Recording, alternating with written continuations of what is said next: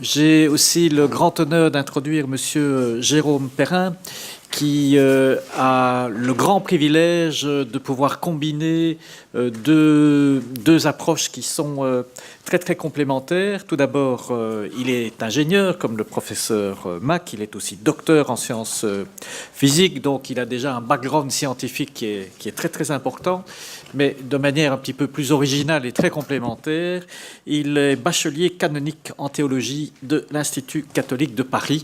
Et donc voilà, je crois que cette combinaison est une combinaison qui est très très appréciée dans le domaine des voitures autonomes. Et une des raisons pour lesquelles aussi il est là, c'est qu'il est directeur scientifique chez Renault, donc c'est une place assez importante. On a vu, les différents constructeurs sont à la manœuvre, et notamment Renault, mais nous ne pouvons apprécier qu'une chose, c'est que tout en étant directeur scientifique, il fait partie aussi de la commission de réflexion sur l'éthique de la recherche en sciences et technologies du numérique. Donc je crois que c'est la personne la mieux placée pour nous parler de tous les aspects éthiques qui sont très importants, qui sont liés aux voitures autonomes, mais je lui cède bien volontiers la parole. Merci, professeur. Donc, je suis vraiment très heureux de venir ici. Comme je vous le disais, je suis directeur scientifique chez Renault, accessoirement, et depuis finalement la fin du mois de mars, aussi membre de cette commission sur l'éthique de la recherche en numérique. Donc vous aurez un digne représentant cet après-midi, puisque le professeur Max Dauchet de Lille en est le président. Donc j'ai le plaisir de travailler avec une communauté de chercheurs académiques de différents instituts de recherche sur le numérique, sur ces sujets-là. Alors, je reprends un diagramme qui vous a déjà été présenté. C'est les niveaux d'automatisation qui montrent qu'il y a une gradation. Et ce sont des niveaux d'automatisation sur lesquels l'industrie automobile s'est mis d'accord il y a quelques années pour définir. Il y a un niveau 0 qui est le niveau purement manuel, le niveau 1 où vous avez une aide à la conduite, mais vous devez avoir vraiment les mains sur le volant et vous devez faire attention à ce que vous faites. Le niveau 2, vous devez continuer à avoir les mains sur le volant et regarder ce que vous faites. Vous avez deux aides à la conduite synchronisées, donc vous avez du contrôle latéral et longitudinal en même temps. Et le niveau 3, vous pouvez lâcher les mains, mais vous devez regarder devant vous. C'est le niveau un peu schizophrène, c'est-à-dire vous avez le droit de ne pas tenir, mais vous devez être attentif, prêt à reprendre la main. Donc c'est un niveau un peu bâtard, mais qui est... Ben oui, parce que finalement on se demande à quoi ça sert d'être comme ça. Bon, le niveau 4, c'est le vrai niveau où on devait de l'autonomie, puisque vous pouvez non seulement ne pas tenir le volant, mais vous pouvez faire autre chose. Et ça, c'est un niveau, effectivement, où c'est la voiture qui doit réagir correctement. Vous êtes à bord, vous êtes supposé, peut-être dans certaines situations, reprendre la main, mais il y a des tas de zones où vous avez la possibilité de déléguer entièrement votre conduite. Et puis, niveau 5, c'est ce qu'on appelle le robotaxi, en ce sens qu'il n'y a plus de conducteur. Il y a vraiment le robotaxi fait toutes les opérations de A jusqu'à Z et il peut transporter des marchandises ou des biens ou des personnes, mais il n'y a plus de conducteur. Donc voilà un petit peu la définition. Alors je vais montrer rapidement aussi quelque chose qui relève des usages et du déploiement de ces véhicules autonomes. Pour dire qu'il y a en fait, on parle du véhicule autonome, mais il y a vraiment deux logiques différentes. Il y en a une qui est plutôt portée dans la continuité du véhicule particulier, qui d'abord acquiert des fonctionnalités et des sophistications d'abord par le haut de gamme et puis ensuite progressivement ça descend en gamme, et c'est une logique qui est poursuivie depuis un siècle ou plus par l'industrie automobile. Et donc cette politique-là, c'est celle de tous les constructeurs automobiles, dont Renault, mais aussi Tesla, qui finalement offre ce genre de choses, c'est-à-dire un véhicule qui a des aides à la conduite de plus en plus sophistiquées pour fournir de la sécurité, diminuer le stress, donner éventuellement du temps libre dans les embouteillages et permettre d'accéder à la mobilité à certaines personnes. Et ça donne, donc c'est une valeur d'usage, mais dans des environnements qui restent quand même relativement bien définis. En l'occurrence, on parle de ça sur des autoroutes, dans des embouteillages. On n'est pas en train de vouloir le déployer partout, sachant que ça reste quand même très complexe. Je suis de ce point de vue-là un peu moins technophile et technocroyant que mon prédécesseur.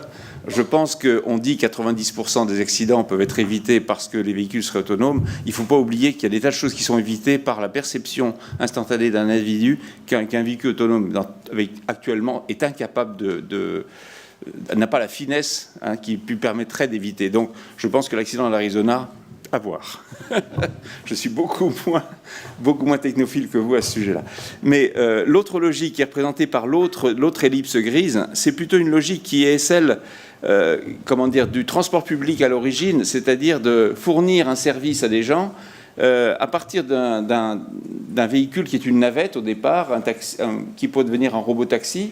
Et quand on regarde l'histoire, on voit bien que vous avez déjà des véhicules complètement automatisés, qui sont les trains automatiques, les tramways automatiques, qui fonctionnent de manière très encadrée, mais progressivement, on veut plutôt les désenclaver, c'est-à-dire leur permettre d'aller sur des voies latérales, de sortir d'une route, d'être sur pneus d'abord, et puis de sortir. Et ça, c'est une autre logique, c'est celle qui est tirée par le transport public. Et puis, il y a un troisième champ d'acteurs, qui sont ceux qu'on a cités, les Google et autres, qui, eux, proposent de mettre beaucoup d'intelligence artificielle, et c'est ça qui a permis, d'ailleurs, de faire sortir les véhicules les robots, les véhicules automatisés, du champ des voies dédiées.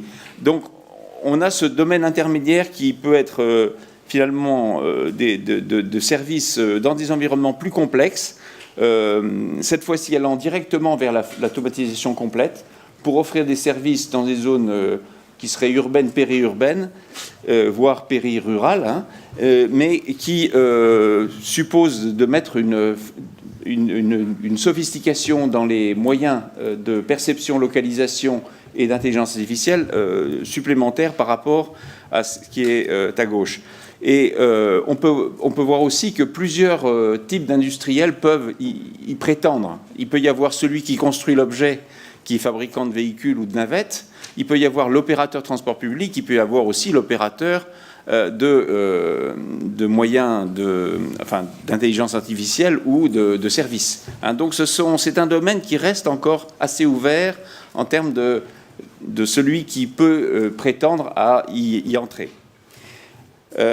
Alors, ensuite, juste pour vous montrer deux photos, et je m'arrête là pour la publicité Renault, c'est pour dire que voilà, on a des exemples récents.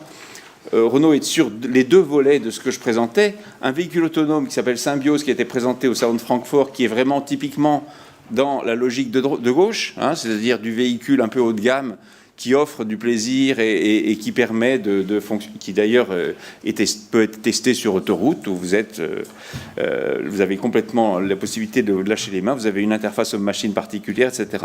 Et puis, quelque chose qui est plus récent, qui a été présenté au Salon de Genève 2018, qui est celui du robot-taxi. Et là aussi, il y a tout un travail qui est mené, non seulement en interne Renault, mais avec des partenaires. On a des projets avec Transdev en ce moment. Transdev est un opérateur de transport public. Et donc, c'est une logique un peu différente, mais vous voyez que Renault essaye de s'intéresser à ça aussi, parce que c'est donc une logique différente de celle du véhicule particulier. Alors, je ferme la parenthèse pour cette parenthèse publicitaire, pour monter sur un autre aspect, pour dire, voilà, en France, il y a justement un plan Nouvelle France industrielle sur les véhicules autonomes, qui s'est un peu organisé il y a quelques années, il y a 3 ans maintenant, avec 3 piliers, si vous voulez, 3 piliers en termes de filière industrielle. La filière véhicules particuliers, qui est en fait rassemble les constructeurs automobiles français et l'équipementier français.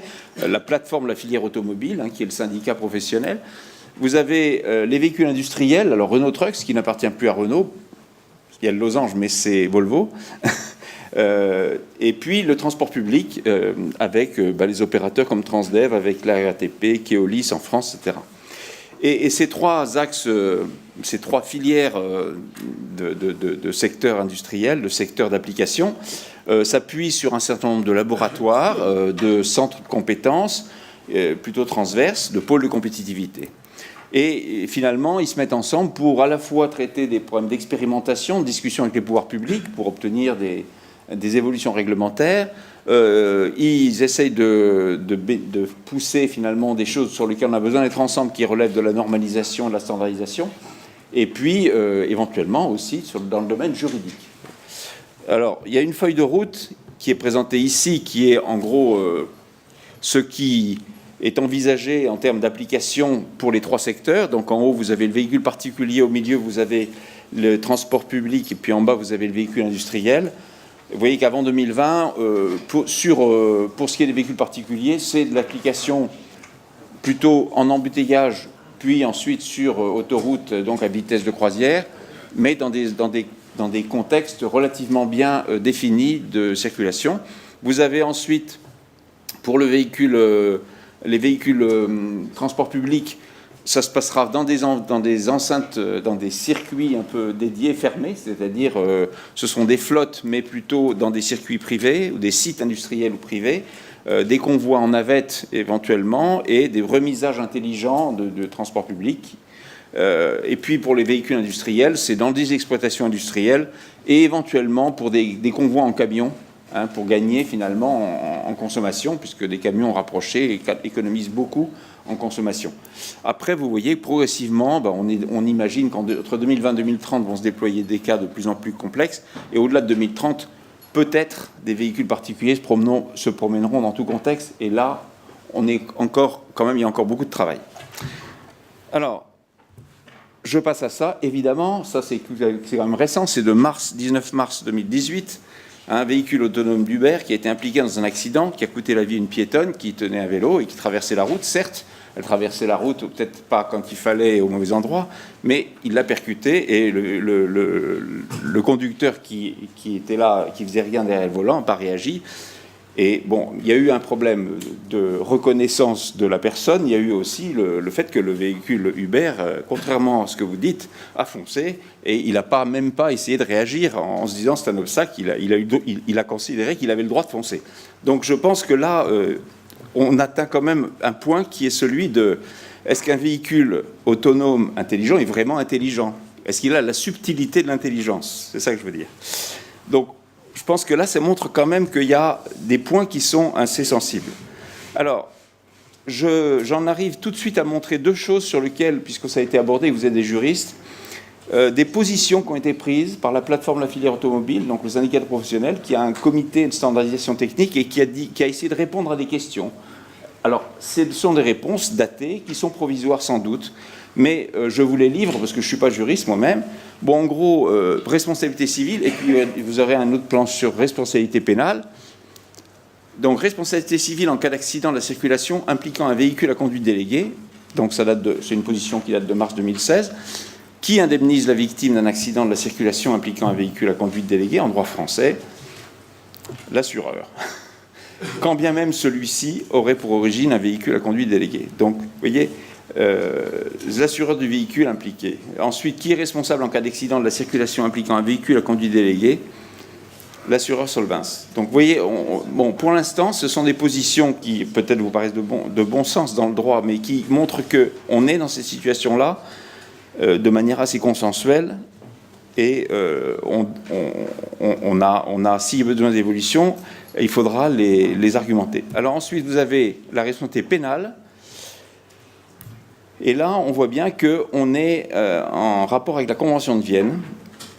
Et donc, tout dépend de la notion de conducteur. Hein. Donc, on voit c'est une position qui date de juin 2016, encore une fois, qui est susceptible d'évoluer, sachant qu'il y a des amendements à la Convention de Vienne qui sont en cours de discussion.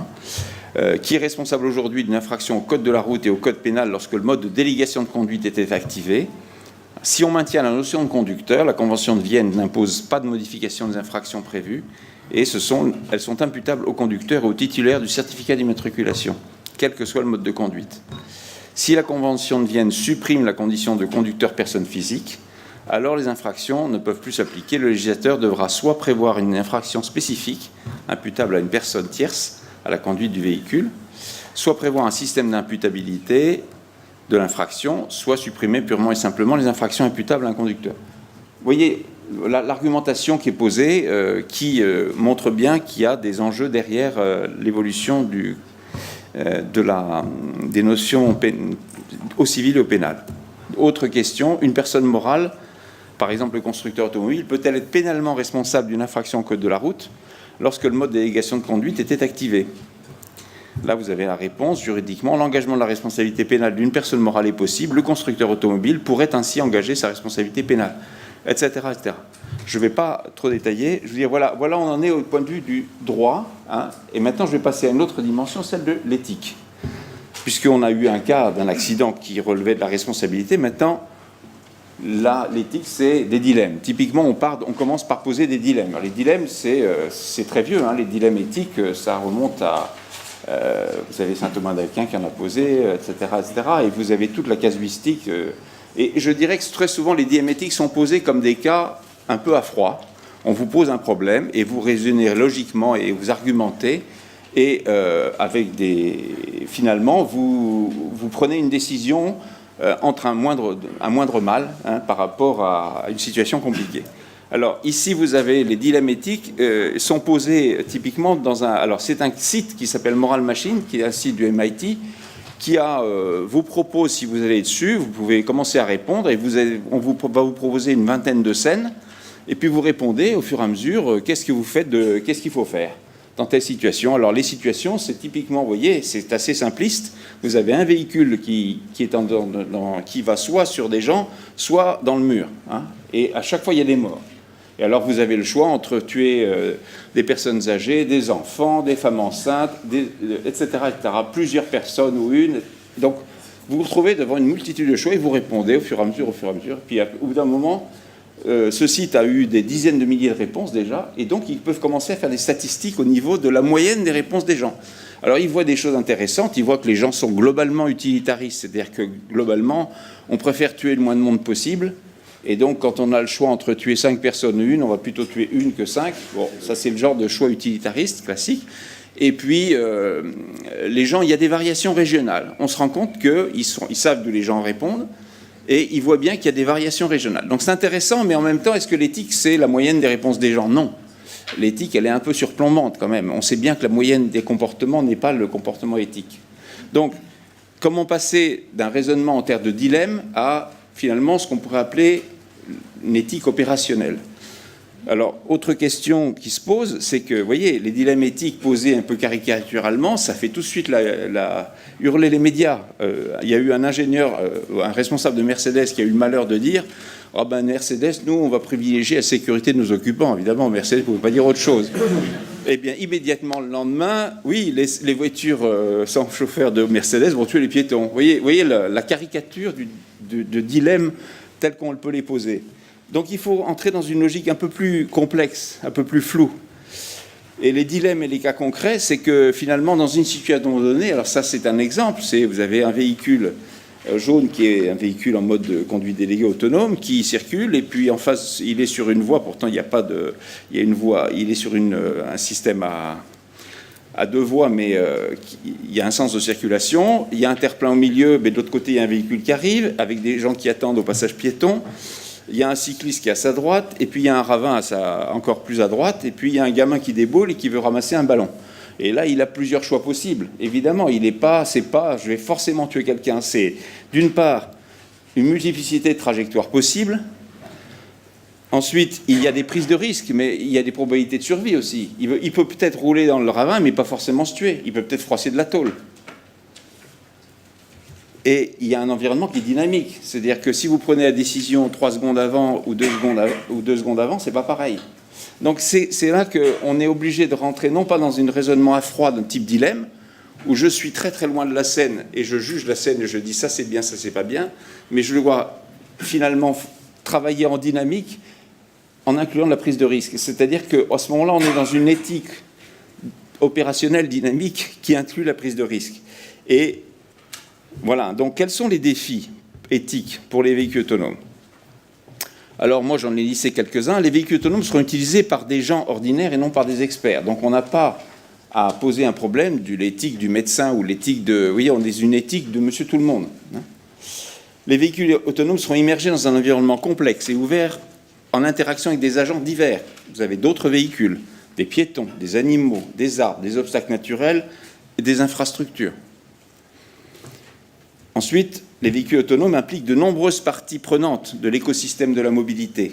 Des constructeurs qui fournissent les véhicules, les propriétaires et les usagers des véhicules qui ne sont pas les mêmes, le transport public qui partage la route avec les autres usagers de la route de manière générale, qu'ils soient des piétons, des cyclistes, les compagnies d'assurance, les autorités réglementaires et les gestionnaires d'infrastructures. Tous ces gens-là participent de l'écosystème de la mobilité.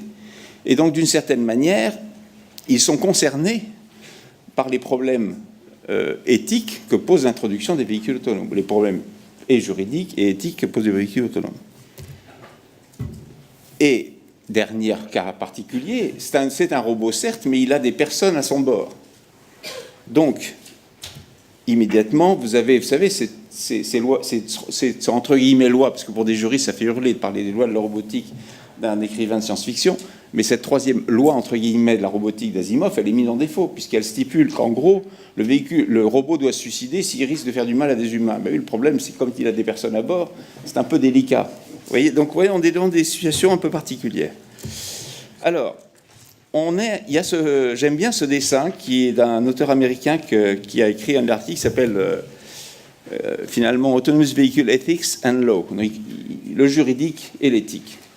Ce ne sont pas des domaines superposables, vous le savez bien, et en fait, comment raisonner entre ce qui est techniquement possible, ce qui est juridiquement défendable et ce qui est éthiquement justifiable. On voit bien que l'éthique et le juridique ne sont pas superposables. Il faut parfois enfreindre le code de la route pour être éthique. Et si on veut absolument être dans le règlement, on peut être un monstre du point de vue éthique. Donc voilà un petit peu le débat qu'on a à faire. Alors techniquement possible, est-ce qu'on a les progrès techniques? C'est la reconnaissance, c'est des capteurs qui deviennent de plus en plus performants. C'est un traitement par apprentissage qui permet de reconnaître de mieux en mieux les scènes. Donc ça doit être bien pris en compte dans le débat, le techniquement possible. Ensuite, légalement ou juridiquement défendable, ça dépend de l'évolution de la Convention de Vienne, de tout ce travail que font les juristes pour prendre en compte cette évolution technique et la traduire dans le droit. Et puis l'éthique, c'est comment faire en sorte, puisqu'on a affaire à un véhicule autonome, non pas qu'il soit éthique, on ne lui demande pas d'être éthique, mais on lui demande que, de même qu'on parle d'intelligence artificielle, qu'il y ait une éthique artificielle reconnue comme éthique par les humains et validée comme telle. Donc, alors maintenant, comment en arrive-t-on à cette notion d'une éthique artificielle couplée à l'intelligence artificielle? Moi, j'appelle ça éthique artificielle. J'ai discuté avec des militaires, ils parlent d'éthique opérationnelle. Oui, parce que on est dans ce que j'appelais d'une éthique qui doit se traduire dans un contexte dynamique et qui doit finalement, au bout du compte, être traduite par un codage. Alors, à quel niveau ça se passe? Quel est le niveau sensible qui se passe quand on regarde ces situations un petit peu, certes rares, mais quand même, on a eu un accident, après quand même, pas tant de kilomètres parcourus que ça, et ce n'était pas le premier, il y en a eu quelques-uns. Donc on voit bien qu'il y a des cas où se posent ces cas improbables, où il y a des conflits de priorité, et puis finalement, où la technique fait des choix, oblige à faire des choix. Donc qu'est-ce qui se passe dans la logique d'un robot? Un robot, c'est finalement un environnement, c'est un objet qui est face à un environnement dynamique, lequel a des contraintes physiques et fournit des informations. Alors, il a des fonctions de perception et de localisation. Ça, c'est tout ce qui est capteur et positionnement. Donc, il y a tout un travail sur la perception et la localisation.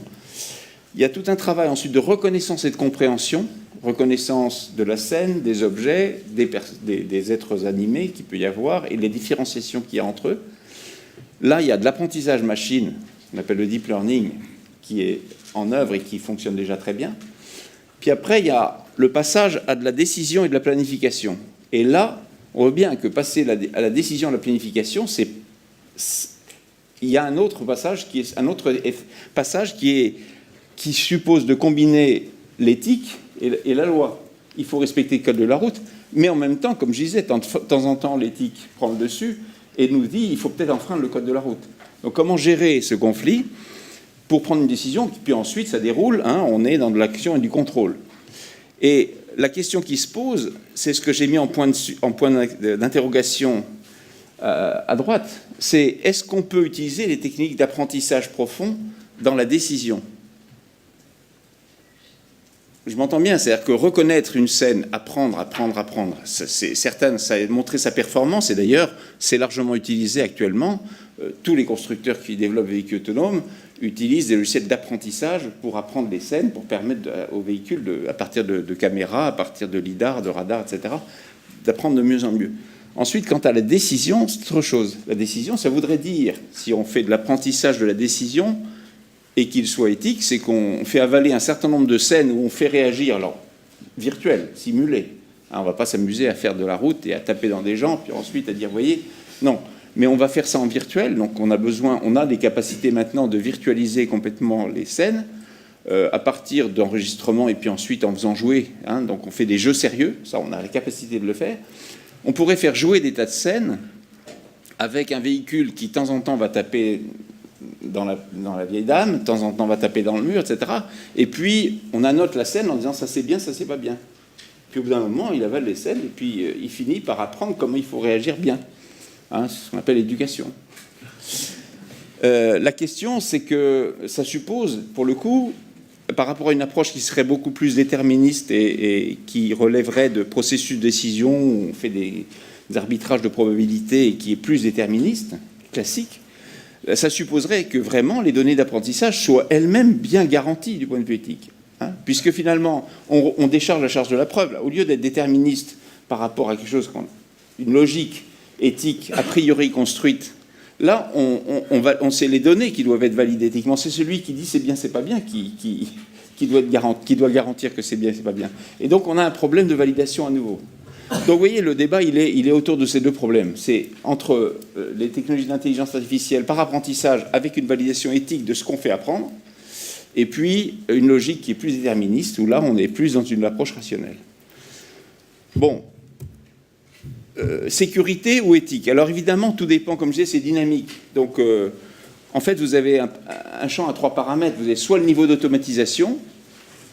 Bon, si vous êtes en dessous du niveau 3, c'est la personne qui est responsable. On ne parle plus d'éthique. L'éthique, c'est plus une éthique artificielle, c'est une éthique de la personne. C'est celui qui conduit, qui est en charge. Ensuite, vous avez, donc au-delà de niveau 3, plus vous automatisez, plus c'est la machine qui prend le dessus. Hein, et donc l'éthique artificielle s'impose. Ensuite, la vitesse. Plus vous allez vite, moins la personne a la capacité de réagir. Et en particulier, on ne peut pas lui demander de reprendre la main. Ça n'a pas de sens. On sait très bien qu'une personne qui a délégué la conduite, hein, on a fait des expériences en simulateur avec des psychologues, etc. On voit très très bien que si d'un coup il y a un signal, elle va remettre les mains sur le volant, ça lui prend 1 seconde à 2 secondes. Mais le temps qu'elle revienne en capacité de contrôle, c'est 10 secondes, voire plus. Donc c'est hors de question de redemander le contrôle manuel quand on est à une vitesse élevée et qu'on a un temps de collision qui est de l'ordre de la seconde. Et puis la troisième dimension, c'est la complexité de l'environnement. Vous voyez, donc en fait, plus on va aller vers la pointe en haut à droite, plus on va être dans le domaine de la criticité des algorithmes et de leur aspect éthique opérationnel. C'est vrai que si on est à longue distance pour un temps long, avant collision et dans un environnement simple, on applique un raisonnement logique, on applique le code de la route et on conduit on conduit bien et puis c'est tout. Si par contre on est à courte distance pour un temps court avant collision et dans un environnement complexe, on a des prises de risques et on doit gérer les compromis. Et là, le problème d'éthique artificielle se pose. Alors, les responsabilités globales, cette fois-ci, du constructeur par rapport à cette problématique-là, eh bien, le constructeur, il a un rôle de fournir, non pas de la traçabilité complète, mais l'explicabilité de la prise de décision. Si on commence à entrer dans ce système-là, il faudra qu'il soit capable de justifier ce qu'on appelle l'explicabilité, qui est le mot-clé maintenant pour les algorithmes d'apprentissage. On ne prétend plus faire de la traçabilité, mais de l'explicabilité.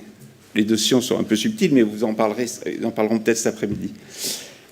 Et l'alternative, c'est soit l'approche déterministe, c'est ce que je disais, ou une approche qui serait par apprentissage machine. L'approche déterministe, c'est la logique formelle. Vous avez des bouquins sur la théorie, la programmation de machines éthiques, d'éthique des machines, mais on est typiquement dans le cas de dilemmes qu'on résout. Hein, et on s'avale des dilemmes, alors on peut les traiter, et puis finalement, on a tous des aiguillages qui vous amènent à prendre une décision sur une base d'une argumentation rationnelle. Le problème, c'est que là, comme je vous dis, c'est un environnement dynamique qui évolue très vite. Et puis, on a une panoplie de cas qui finit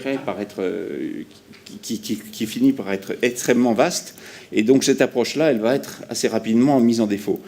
Et puis, ça suppose aussi d'appliquer une métrique éthique aux obstacles. Vous avez reconnu vos obstacles. Pour peu que vous ayez un système d'apprentissage et de perception qui soit performant, vous vous donnez des notes plus ou moins élevées au point de vue éthique. Vous dites, ça vaut plus que ça. Et ça, c'est nécessaire si vous voulez faire de l'approche déterministe.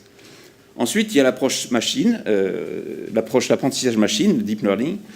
Et bien là, ça supposerait d'entraîner l'algorithme sur un corpus de données de scènes de réaction simulée. Et là, comment garantir le caractère éthique des décisions prises et de l'entraînement. Voilà. Donc là, on a besoin de standards, de normes, de procédures de certification qui n'existent pas. On ne sait pas certifier encore un système d'apprentissage machine pour les véhicules. La responsabilité de l'utilisateur maintenant. L'utilisateur, c'est celui qui doit avoir un usage approprié du véhicule autonome en conformité avec la réglementation et les spécifications. Si on lui dit que le véhicule autonome doit être mis en mode autonome que dans ces situations-là et qu'il enfreint ça, évidemment, il se met en défaut. Et c'est lui qui prend la responsabilité à ce moment-là. Autre cas aussi, on a évoqué, il y a des gens qui ont, des chercheurs que je trouve un peu irresponsables quand même, mais qui ont dit qu'il faudrait avoir la possibilité de sélectionner son profil éthique. Vous avez, comme vous faites l'éco-conduite, là, vous pouvez, ah oui, je conduis sport ou je conduis vert. Donc, profil éthique. Mais à ce moment-là, c'est le gars qui a sélectionné qui est responsable, c'est plus le constructeur. C'est pourvu que le constructeur lui ait fait un véhicule qui est capable de faire ceci ou cela et qu'on lui demande, c'est le gars qui sélectionne. Donc le gars qui est en conduite déléguée, il est entièrement responsable. Donc c'est pas pertinent du tout, c'est la responsabilité de l'utilisateur à ce moment-là. Si on doit avoir une unicité de profil éthique des véhicules autonomes. Quand je dis profil, c'est... Alors après, on va se dire, oui, mais d'accord, mais il peut y avoir des variations régionales. Alors, non, mais prenons l'exemple. Prenons tout de suite un exemple qui fera peut-être sourire, mais vous êtes en Inde, il est hors de question de choisir de taper sur une vache plutôt que sur un homme. Bon, voilà. Alors ensuite, on peut raisonner à l'infini. N'empêche que on doit quand même s'accorder sur ce qu'on appelle un plancher éthique. J'aime bien cette expression, un plancher éthique commun. Quitte à ce qu'il puisse y avoir des variations régionales qui sont liées au fait que dans la manière dont on code tout ça et dont on prend en compte et dont on apprend éventuellement des scènes, on tienne compte du fait qu'on est dans des zones où la probabilité de tel type d'accident est plus importante. Il y a des scènes qui vont se produire qui sont plus rares dans certains endroits que d'autres, etc., etc. On peut très bien avoir un fond de, d'adaptation régionale, mais il faut qu'on ait un plancher éthique commun. Oh, j'arrive bientôt à la fin. Et enfin, on a la responsabilité collective de l'écosystème de la mobilité, celui de l'acceptabilité qui ne peut pas être prise uniquement par le constructeur, etc. Donc pour que tout ça soit acceptable, il faut qu'il y ait un consensus, construire un consensus. Alors ça suppose de construire un consensus entre tous les acteurs, les parties prenantes du système, tel que je l'évoquais tout à l'heure. Je ne vais pas trop m'étendre. Et pour ça, on a besoin d'outils. Parce que quand vous mettez un juriste, un assureur, un constructeur, un ingénieur autour de la table, vous n'avez pas, chacun n'a pas besoin de savoir le détail de la manière dont on a codé. Donc il va falloir mettre en scène, et d'une certaine manière, pour pouvoir valider et tester, certifier, il va falloir qu'on ait des outils de représentation, de mise en scène, pour qu'on puisse se mettre d'accord pour valider ça. Alors, quelques planches pour dire, voilà, ce qui se passe au niveau international, par exemple, sur l'éthique du véhicule autonome. Vous avez quelques phrases qui sont dans un rapport américain de 2016. Vous avez un document allemand de juin 2017, tout ça est encore assez récent, sur des propositions sur la conduite éthique autonome et connectée. Vous avez tout un travail qui a été mené dans le sein de l'I3E, qui est une association internationale des ingénieurs électroniciens et électriciens, qui a commencé un travail qui a fait une global initiative pour les ethical consideration in the design of autonomous systems. Donc ce n'est pas uniquement les véhicules, mais avec des sous-groupes de travail, certains qui sont sur les véhicules autonomes. Alors là, j'ai fait une planche qui résume France et Europe. Alors en France, je connais un peu mieux. Donc vous avez la CERNA, dont je fais partie, qui a pondu quelques rapports sur l'éthique de la recherche en robotique, sur l'apprentissage en particulier. Vous avez eu des rapports parlementaires entre le Sénat et l'Assemblée nationale en France qui ont travaillé sur l'éthique, l'intelligence artificielle, la robotique, avec quelques mentions sur l'éthique. Un rapport du comité social environnemental. Tout récemment, fin mars, le rapport de Cédric Villani, notre mathématicien député, là, qui a fait un rapport qui s'appelle « Donner un sens à l'intelligence artificielle », dans lequel il recommande, ce qui avait été un peu suggéré par la CERNA, la création d'un comité national d'éthique du numérique. On a un comité national d'éthique qui porte plutôt sur la bioéthique et sur tout ce qui est santé, et là, ce serait le pendant du numérique. Et puis enfin, il y a des initiatives sectorielles, la plateforme de la filière automobile, j'en suis un peu le porteur, mais il y a aussi des militaires, il y a aussi il y a des comités sectoriels qui sont concernés par leur degré d'application qui devraient se connecter avec ce comité national d'éthique. Alors au niveau européen, je vous ai fait une trouvaille, hein, un document de la commission qui a été pondu le 25 avril. Hein. Quand même, hier soir, j'ai appris. Donc pour dire qu'il y a eu des travaux du Parlement. Alors ça, c'est l'intelligence artificielle de manière générale, mais c'est aussi la robotique, et ça concerne les véhicules. Une résolution du Parlement qui a commencé à parler, alors ça, c'est date d'un peu plus d'un an et demi maintenant, pas tout à fait, c'était en mars 2017, qui a commencé à dire qu'il faudrait proposer des règles de droit civil pour la robotique et l'intelligence artificielle, et qui a proposé la création, ça les juristes, vous avez sans doute entendu parler de ça, d'un statut légal spécifique du robot autonome avec une personnalité électronique. Alors ça fait bondir certains juristes. Il y a des affrontements homériques auxquels j'ai pu assister entre juristes là-dessus. Et d'ailleurs, le Conseil économique et social européen, qui est un peu la convergence des comités économiques et sociaux de chaque pays, hein, a pondu des positions radicalement opposées à ça. Donc il n'y a absolument pas unanimité entre le Parlement et le comité et le CESE. Hein. Et enfin, la Commission européenne qui vient de sortir, j'ai même pas lu, son rapport sur Artificial Intelligence for Europe. Donc voilà, vous avez un paysage encore assez ouvert, où il y a plein de choses qui se discutent, et c'est en ce moment. Et je termine par ça, voilà, vers une politique éthique du véhicule autonome, pour moi, c'est 4 dimensions. Fédérer un écosystème de la mobilité avec les grands groupes, les différents niveaux, comme je le mentionnais, au niveau national et international. Partager des recherches et des outils communs, et là ça concerne particulièrement les outils et les recherches qui peuvent être menées dans le domaine juridique, dans le domaine éthique, dans le domaine y compris numérique, en particulier par exemple la constitution de ces algorithmes pour faire des jeux sérieux et qui permettraient de mettre en scène et d'aboutir à des outils de certification. Hein. Élaboration de standards et de normes, très important. Où on articule le droit, l'éthique et la technique, hein, les 3 dimensions que je montrais. Et puis enfin, promouvoir une éthique de la robotique et de l'IA dans les entreprises, chez les ingénieurs. On est dans un domaine là où on n'est pas dans de l'éthique, de la déontologie, simplement, on est aussi dans comment voir l'éthique dans la manière dont on travaille au quotidien, dans ce numérique qui devient très invasif. Et ça, c'est une dimension assez nouvelle de l'éthique qui nous oblige. Voilà. Donc je vous remercie. Excusez-moi d'avoir